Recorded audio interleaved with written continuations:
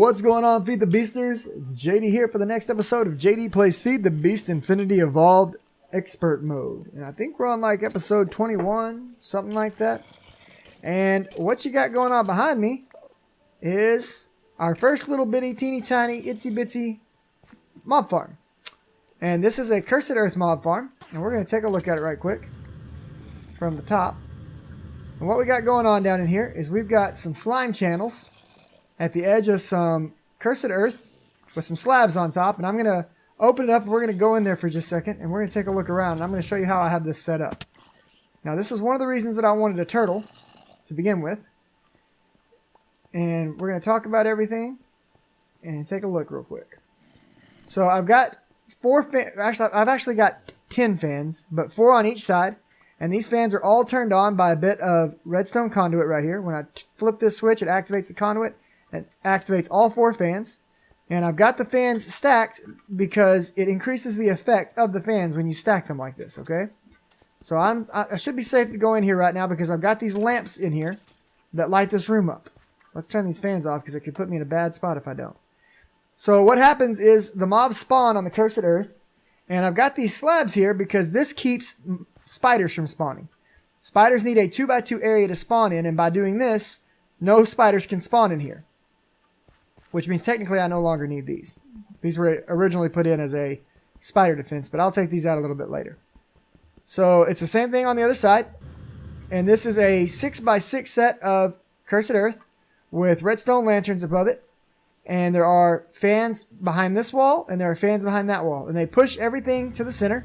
Those fans will push exactly 7 blocks. So once it reaches the 7th block where the fan won't push it, the slime channel takes over, and it works just like water, except for that you can control the direction of the flow when you place a slime channel. For example, if I place a slime channel, I'll just show you. If I take a slime channel and I place it here, the water flows that direction. But if I hold shift and place it here, the water flows towards me. Furthermore, if you stand at an angle, you can make the slime channel flow at an angle. It's flowing at an angle and towards me. So slime channels are pretty cool little devices. They give you the effect of liquid. I usually use conveyor belts. I just wanted to play with the slime channels this time to do something a little different, just to kind of show them off. I probably will eventually switch to conveyor belts, but these are working just fine. And what happens is as the mobs get pushed into here, they fall down here. And there is another group of fans behind that wall, right there where there's a death. And I didn't die from the fans, I died from being goofy and going into my mob trap while it was on. So as the mobs flow down this direction, they'll fall into a hole. And that hole is the hole of death. That's where I found Starion. Crying and pleading to have his life saved. And if you don't know Starion, he's somebody who watches my Twitch while I do all these things on live stream. So let's kick the fans back on. Now, the lamps inside the room that are controlled by that redstone, you can see there's 8 of them. They're controlled by this one switch, so I can turn the entire farm off and on from that one switch. And then we just kick the fans on, and they help push everything across. Now, fans not only push mobs, they will also push loot.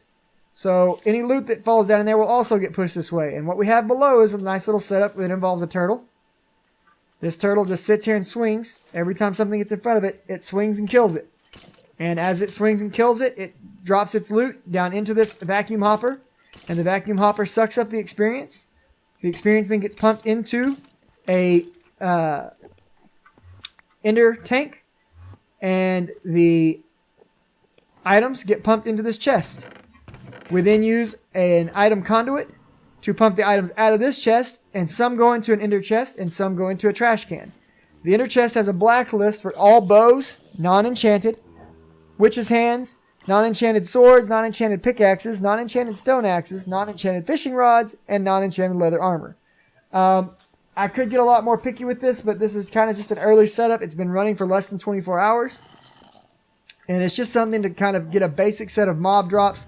And really, the main reason for building it is to get a pool of experience starting to get built up. I do have a chunk loader in here. This is chunk loaded for the next roughly week or so, 8 days. So that is the setup. That's all there is to it. It's pretty simple. And that knocks off the first 3 items on our list of what we're going to talk about today. Here comes a creeper. There goes a creeper. And everything that goes in here should die. The exception are Endermen. this doesn't really work for Enderman because I'm using liquids. If I were using conveyor belts, it would probably work for Enderman as well. But I don't really intend to kill Enderman with this trap. We have a different way of handling killing Enderman. And we'll talk about that down the road. So I'm just going to seal this back up. And we're going to head to the house. And I will update the to-do list.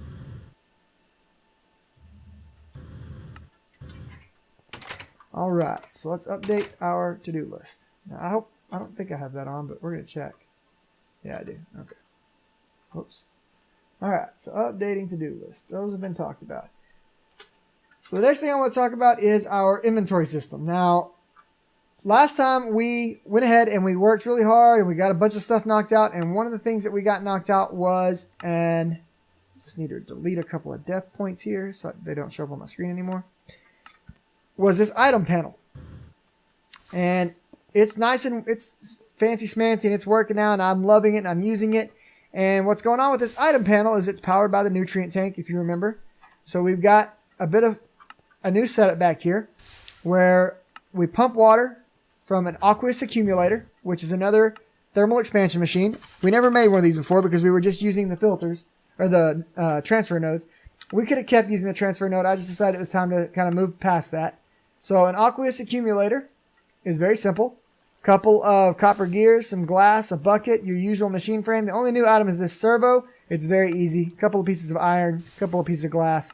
Aqueous accumulators are one of the easiest items to make, and they're very useful to have on hand. Set them between two water source blocks, and they will just fill their tank up and start pumping water out. I have a buffer tank right here that holds an additional 8,000 buckets or 8 buckets of water, and I'm feeding all of my water-based machines off of this. Okay, so let's look at a little more in depth what's going on with the inventory system. So over here, we've got all of my IC2 machines because we're getting ready to start using them more heavily. Oh, I almost forgot. The mob farm. Here is where the XP comes out of the mob farm and it gets stored into this obelisk. And as you can see, we've already built 116 levels. But that's kind of deceiving because while it says 116 levels, if I take 10 levels out, it only reduces it by 1. So there's another 10 levels out. There's another 10 levels out. I'm up to level 30 and I've only taken 2 out of here. So we've really started to bank back a lot of XP. And that's going to come in very handy for enchanting and for once we get enchanted gear that has stats on it like Last Stand. That's especially helpful for other things we're going to be doing later on. Okay? So anyways, as I was saying, we've got a little bit of item conduit going everywhere right now. And I'm wanting to hopefully get ready to clean some of that up if we get time in this episode, but we'll see what happens. So the setup we've got running right here is we have our sag mill, we have our pulverizer, and we have our induction smelter. And last time we also went ahead and made this modular storage. Now if you remember, that modular storage is connected to this tablet. So they have the same things in them. So anything I throw in here will now get transported into here. They're shared. And we have an item conduit pulling out of it. And you'll notice that this item conduit happens to be brown, whereas most of them are green. That's because that is a specific channel selection. Channel is brown. And as it pulls out, it pumps in only on the additional brown channels. So it's pulling out of this chest and pushing into the sag mill, the pulverizer, and the induction smelter. And in each one, there's a set of rules as to what can go in. For example, on the sag mill, only iron ore, lead, silver, charged Certus quartz, coal, gravel, yellowite, and dense coal ore can go in. Furthermore, this one actually has a set of rules for extraction back on the green channel because of byproducts it will produce. It is allowed to extract, whitelisted to extract, charged Certus quartz crystals, coal, cobblestone, pulverized coal, and Certus quartz dust, and put that into the storage system. Okay?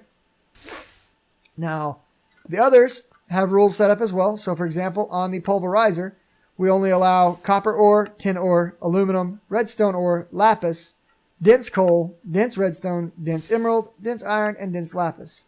And then finally on the induction smelter, and we're going to have to make more induction furnaces, smelters, whatever. This one only accepts gold and sand. We're going to need different ones to do different things because I don't feel like messing with a lot of crazy logic right now. And that is done. That's good. Let's throw these items back into the system.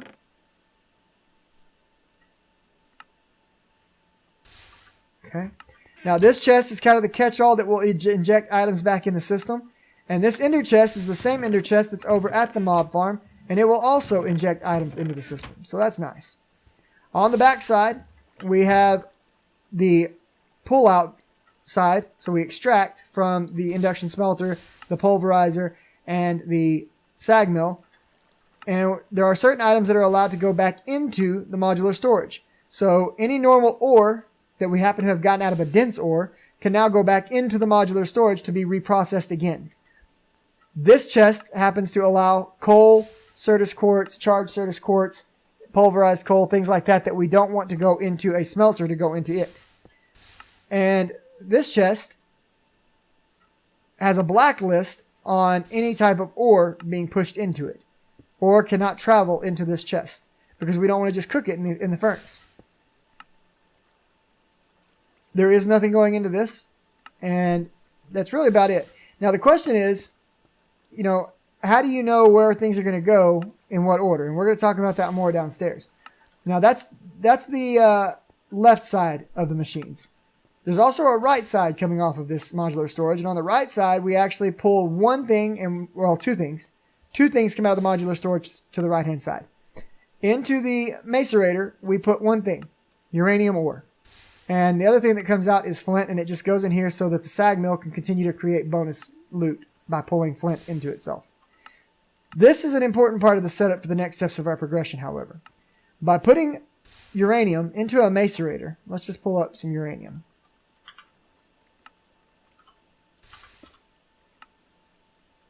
Right here. When we macerate it, oh, what the crap? No, use, not recipe. There we go. When we macerate it, it will give us back 2 crushed uranium ore. And that ore could be smelted into bars, or compressed into bars, or you could put it in a thermal centrifuge and get back some uranium and a tiny pile of uranium and stone dust. That's pretty cool. But you could also process it further by sending it to the ore washing plant, which is exactly what we do. We pull it out of here, we send it down the item conduit, it goes into the ore washing plant. Now, once it arrives in the ore washing plant, we will get back purified crushed uranium, lead dust, and stone dust. That's good. The purified crushed uranium can then be put into the thermal centrifuge and get back a better quantity, a better yield of uranium and tiny piles of uranium, which is precisely what happens. They get piped right back around and then go into here. Now, off of our first little batch of uranium, we were able to get 520 uranium and 208 tiny piles, as well as a little bit of stone dust and some tiny piles of lead dust. And so this is just where we catch everything that comes out of that system setup. These are the only items that are not currently hooked into the entire inventory network. And we're going to go downstairs now and look at that inventory network.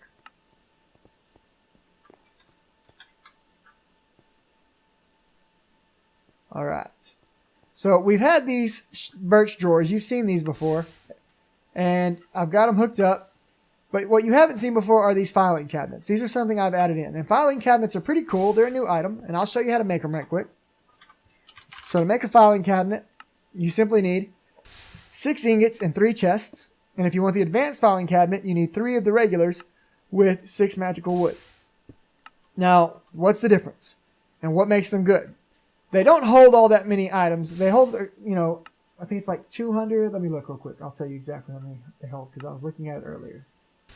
So the regular filing cabinet will hold 270 items. Or it has 270 item slots. But it can only hold 1,755 items in total. Okay? Its big brother is the advanced filing cabinet, and it can hold 540 stacks of items. So that's not bad. That's a considerable amount. What's awesome about these things is that if you'll notice, this is a golden chest plate with Unbreaking 2. This is a golden chest plate with Protection 4.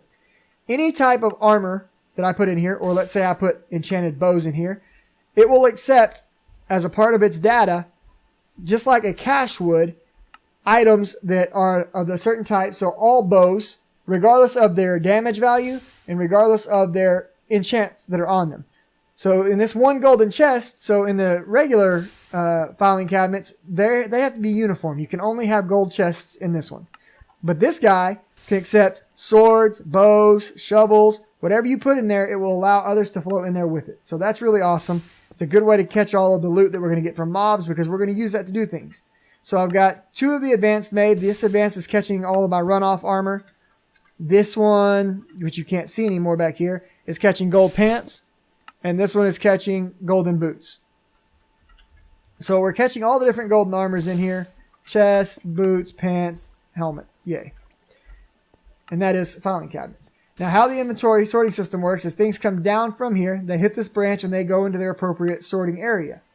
And to help us with overflow, we've got 7 diamond chests sitting here that catch anything that doesn't already have a predefined spot to go to. So for example, all of my ingots are going to go into these cache boxes. Anything that does not have a cache or a cabinet or a drawer or whatever has no place to go will hit the runoff. So the question then becomes, okay, well, if I can stick these things, wherever, and there's a chance that it'll go into a chest, how do I make sure that it goes into the cache or the drawer or the cabinet instead of going into the runoff? And that comes down to a simple setting on your conduits. If you notice on your conduits, there is a little priority button right here. The higher the priority, the earlier the item will insert into it. So all of my cache storage has a priority of 10, whereas all of my chest storage, starting with this one, has a priority of 3, and then 2, and then 1, -1, -2, -3. What this means is that this chest has to fully fill up before it will start using this chest, and this has to fill up before it will use this chest, and then this one, and then this one, and this one. And nothing can go in here unless it had nowhere else to go in the system. But that's also a whole lot of setting of different item conduits. And that can get very, frustrating to have to set that many things. That's where this little device comes in. This is a conduit probe. Now, I found this in the wilderness. You can find them in chests all over the place. They're not that difficult to make. Takes a bit of silicon. Takes some insulated redstone conduit, a redstone comparator, which is really pretty easy to make, to be honest, some glass panes, some electrical steel, and an energy conduit, which is also not too terrible to make. So once you get one of these little guys, you can actually take and copy, shift right click, and I have copied the conduit settings for this conduit. So if I now right click it here, I have copied those settings. So it's now the exact same as the one below it, but we're going to set it back to a 3. Every single one of the connections to any of these chests, with the exception of these filing cabinets, has one of these remote awareness upgrades, which allows the inventory panel to access the inventory of whatever is stored inside of it. So everything down here is now accessible from this inventory panel right above me. And I have run my jetpack empty again, as usual, guys, because I don't pay attention to what I'm doing. I had to grab a drink. Let's see if I can still reach my panel. So before I didn't have this piece of conduit here and I could reach my panel from below, I may have to rethink that because it was kind of nice being able to reach it from below. But this little conduit goes to the next thing we're going to talk about, and that is, there's one of my turtles. And it's running an obsidian quarry. And I'm going to post for you guys a link to both of the scripts that I have set up for my mob farm and for this obsidian generator in the description below. What this obsidian generator does is it is working in conjunction with a dispenser. The dispenser has a bucket of lava in it. It puts the lava out. The turtle mines the lava, puts down a piece of redstone. What's going on here is that we are generating obsidian through the use of exchanging 1 piece of redstone per obsidian. The water flows forward. With the redstone being there, it considers it, I'm not sure exactly how, but it's almost like it considers it a source block.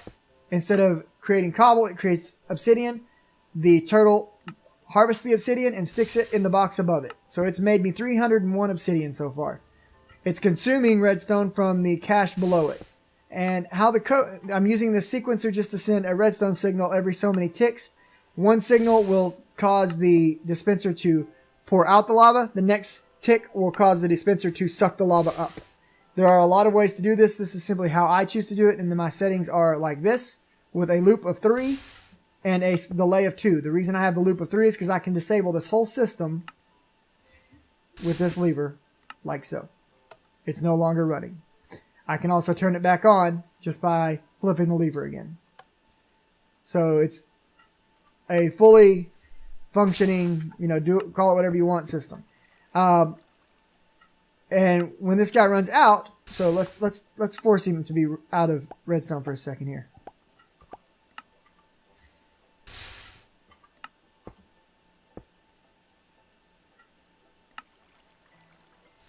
Out of redstone, halting, generated 308 obsidian. So now he's just kind of sitting there waiting. What do I do now?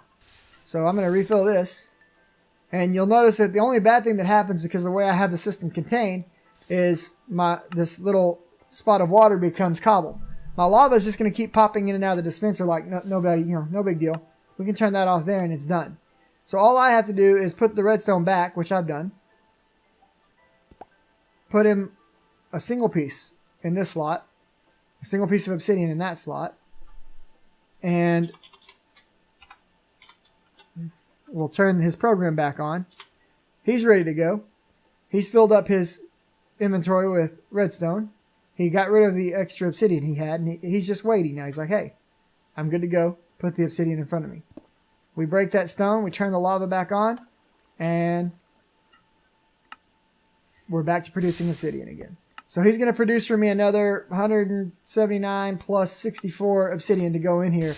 And I don't have to go farm obsidian anymore. I just got to feed redstone into this, and redstone is not something I'm going to be running out of anytime soon. So that's fantastic. We don't have to worry about obsidian anymore. Makes my life so much easier. There are other obsidian farms out there. There are probably easier obsidian farms out there. You can obviously make obsidian using things like the, I think, what is it? The, it's in thermal expansion. I can't think of the name of it. Hang on.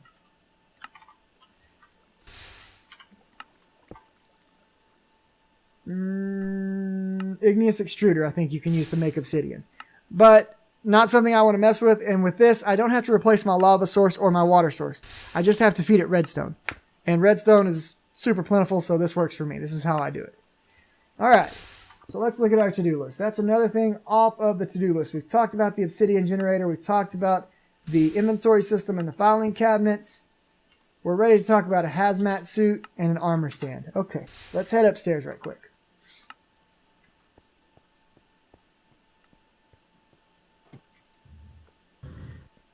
Let's make use of this inventory panel. All right, so let's make the armor stand first. So armor stand right here. The armor stand is a pretty cool little item. It's another Bibliocraft item. I like Bibliocraft. I think it's a great mod. We're just going to shift click and it's going to put the recipe in here. And we're going to click this and it's going to say, hey, I can't refill it. Well, why can't you? I know you've got iron ingots and I know you've got stone slabs. Let's search. Iron. There's 2K iron ingots. There's no reason for that one. Let's go ahead and grab some of them. Sometimes this thing is a little wonky. I haven't quite figured everything out about it, but you can alternate between a return area and a storage area. So if I put this in there in storage area mode, nothing's going to go away. Maybe the thing I was missing was the slabs. Let's see. Yeah, I don't have any slabs. That was the problem. So let's put this in return area and let it suck that stuff back in. Let's see if I have stone. I got 9K stone here. Perfect. Okay. Armor stand. Now you'll notice that as I type it here, it's entering it down here and it's changing NEI. This search window is directly linked to NEI to pull up what you're looking for. So I want to make these stone slabs. So let's shift click that. That's going to put that in there. We're going to pop these out right quick. And we'll turn this into the storage area and we'll clear the grid. Now, if I click this, there we go. Now we can make one of these. Let's pull one out. And then we'll just put this back to the return area and clear it. And it's going to stick everything down here and start sucking it back to where it goes. So that's done. All right, let's put this down right here. So the armor stand is a really cool thing. You can right click on it, it'll bring up this menu, and you can just set your armor on it. And whatever armor you're wearing will now go over there and it'll be put on display for you. There's other ways that you can use this though. And if I remember right, it's been a long time since I've done this, so if I mess up, just laugh at me, because that's what we do. I believe that if we take a lever, or any other form of a redstone signal, let me eat some bread. Haven't even been making toast, guys. I've been doing it the cheap way.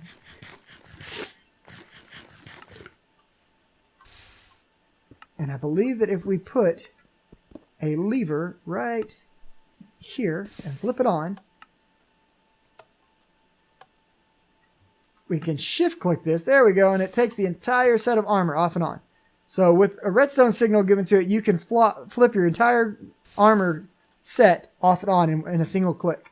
Now, that's going to be pretty useful for what we're about to do. So the next thing that I want to make is a hazmat suit. And a hazmat suit has a few things in it. We're going to need some rubber and some orange dye. Let's see if we have that. Well, I got rubber. Orange. I got no orange dye. All right. Now, I know I made some orange dye, so let's see if we can locate it or if I'm going to have to go make some more. Or, nope. Red. Nope. Nothing in there. Or, nope. All right. So it looks like we're going to have to go make some. I had a bunch of orange tulips and stuff, but I think I got rid of most of that stuff when I was messing around with witchery. So, easy peasy. We can fix this. What we're going to do is we're just going to pop right down here. Oh, I don't have my jetpack on. We're going to start watering the grass. Now look, we've got some red flowers and some yellow flowers right here ready to go. And I did not mean to do that to my grass. I'm sorry, front yard. By the way, if you notice, my biome is a sacred spring, right? That's the biome I live in. See, sacred spring. You can see it right here. Sacred springs. But by this tree and this nice verdant green grass, magical forest. When you plant a silverwood sapling, if it has a node inside of it, it will transform the biome into a magical forest. Be aware of this. It can screw you over and it can help you out depending on what you're trying to do. So just be aware that this can happen. All right. So we can sit here and we can water and can the ground until we get flowers, but I don't want to do it that way. I'm asked on my stream, if I am wearing a full suit of armor, will it swap the two, or does one side have to be empty? If you are wearing a full set of armor, it will swap the armors, and that is exactly what I am going to demonstrate in just a moment. So let's go ahead and transfer this into this, and change this into this. And maybe my forestry pack has some stuff in it. Let's look. Nope. No go. Let's get my armor back on because I like being able to fly around. Now, I know for a fact that I made... Hey, there's that thing I was looking for. Alright, we're going to put some of these tools away. Oh, I also made a new wrench. So I lost my crescent hammer. It's laying around the base somewhere. But in the meantime, I made a Yeta wrench. And a Yeta wrench actually comes from Ender.io. It's made using 3 electrical steel and a basic gear, which is just sticks around cobble. Okay? And the Yeta wrench, if you hold shift, will tell you some cool information. This wrench is specifically made to work with conduit. So you can use it the same way that you've been using the crescent hammer, but you can also take it and hold shift left click, and you see how I'm accessing this conduit right here. It'll let me choose exactly which connection I want to adjust. I can adjust the down connection, I can adjust the up connection, all kinds of things. And that's very nice, for example, when you're trying to work on conduits that are under a machine like these. Instead of having to break the floor, I can shift left click and get right under there and work with those conduits. You can also re-enable conduits that you may have disabled by doing this, which is very nice. Alright, let's put some stuff away. I don't need this, or this, or this, or this, or this, or this, or this.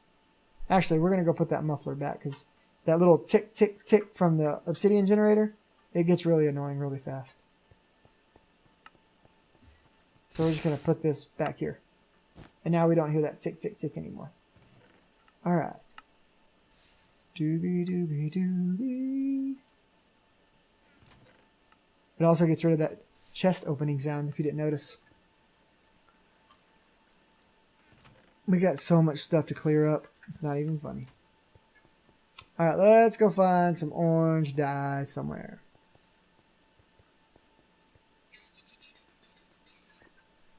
Oh, I know what we can do. We can go bone meal the grass. That'll work.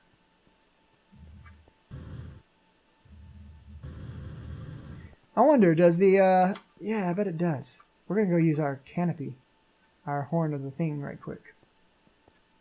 So we've got a horn of the wild right there. Been waiting to use this for a while. Let's get some rhubarb. I mean orange, whatever. I can't speak. Don't hate me because I'm beautiful. Alright, let's get some bone. Look at this. Bone meal. Bones right there. I think I get some bone meal right here too. Yep. Alright, let's head outside. Let's get rid of this extra information we don't need right now. And where should we do this? Let's just go over here.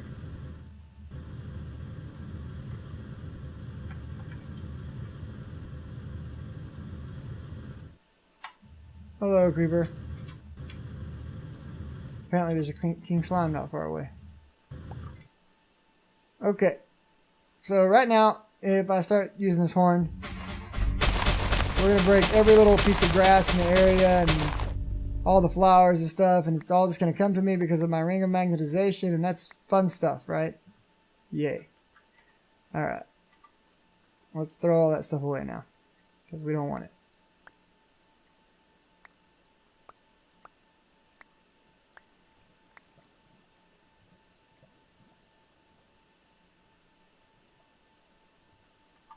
Okay, and we're going to get far enough away from that where hopefully that doesn't happen again. We're going to come right here. We're going to make a bunch of bone meal. Alright, let's start bone mealing the crap out of the grass.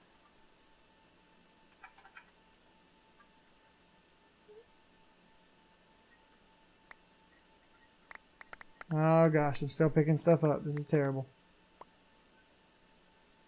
Alright, we got plenty of bone meal down. Let's toot our little horn. Clear it all out. Nice. So these things kind of work well together when you're trying to hunt flowers for dyes. And I think in regular mode, if you're not playing on expert mode, I'm pretty sure you can just use Botania flowers to do this. I don't remember for sure, but I'm pretty sure that's a thing.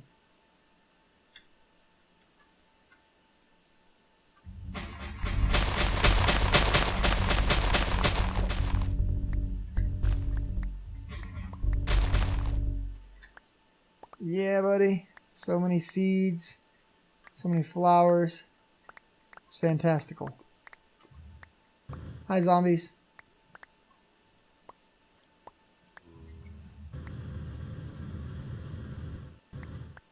Okay, let's throw that away, throw that away, throw that away, throw that away, throw that away, throw that away, throw that away. Keep that. Throw that away, throw that away, throw that away. There we go. That's what we're looking for. Red. Lalo. Did I throw away my orange? No, I didn't. Okay, good. Boom. Die. All right. That's probably... Let's look. So we're going to make rubber boots. And that's just rubber and wool. No problem. Scuba. Mask. And that's pretty simple. And then a hazmat suit. And there we go, hazmat. Alright, so I think we've got plenty of dye. So let's go back to here. And grab this. And let's fly back to base.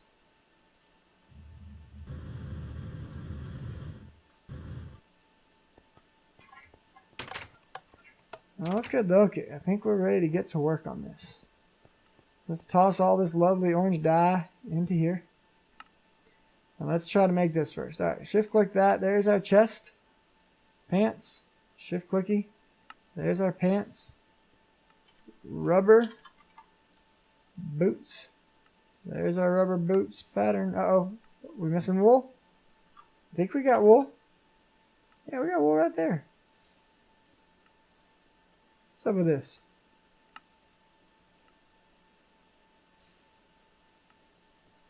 Rubber boots.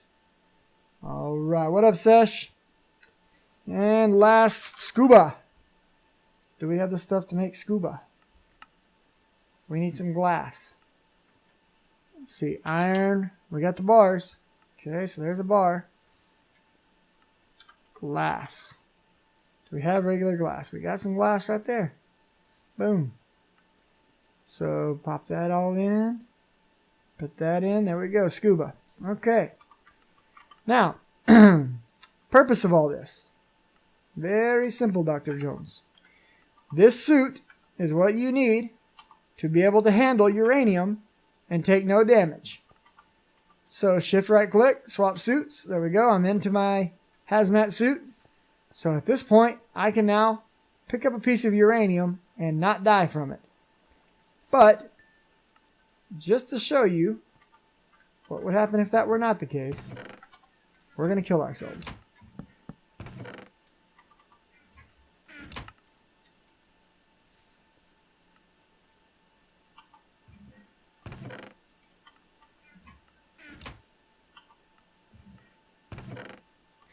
So, if you do not have your hazmat suit on,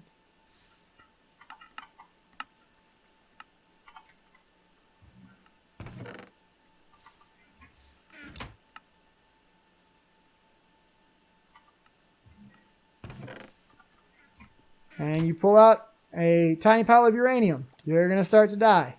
You're going to get radiation poisoning for 6 minutes.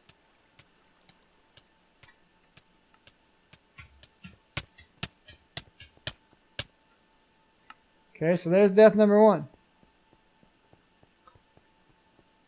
If you take out regular uranium, you're going to get radiation for a lesser period of time. And this one doesn't do nearly as much damage. I think this one works on the more you're holding, the worse it gets. So you can see this just goes up higher and higher and higher on how long it's going to last. And this one's really just more of an annoyance than anything because it won't actually kill you. So I've got 1:45 of sitting here doing this little ticking dance, and it sucks. So we're just going to take the real one. So do not handle your lovely uranium without your rubber suit. Let's get rid of those 2 death points.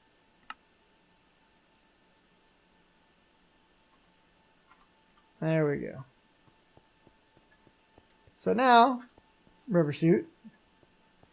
Now, I will warn you, these things take damage very rapidly, and it does suck. And yeah, you don't want to die in these. You're gonna have to continue to have to replace it if you do that. And it's not like they're expensive. It's just really annoying. So don't do it. All right, guys, we're gonna call that good for this episode. But we are now up to being able to process, manage, and handle uranium.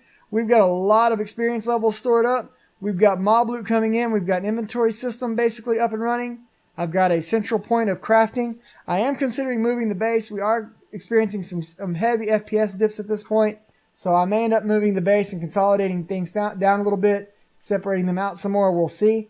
But that's it for today. Hope you guys enjoyed it. If you liked it, like it. If you'd like to see more like it, hit that subscribe button. I noticed I got, like 5 subscribers over the past 2 days again. It's fantastic seeing that little bar move back up. I'm happy about that. You guys be good to one another. Take it easy. Hope you had a great weekend, and I'll see you next time. Laters.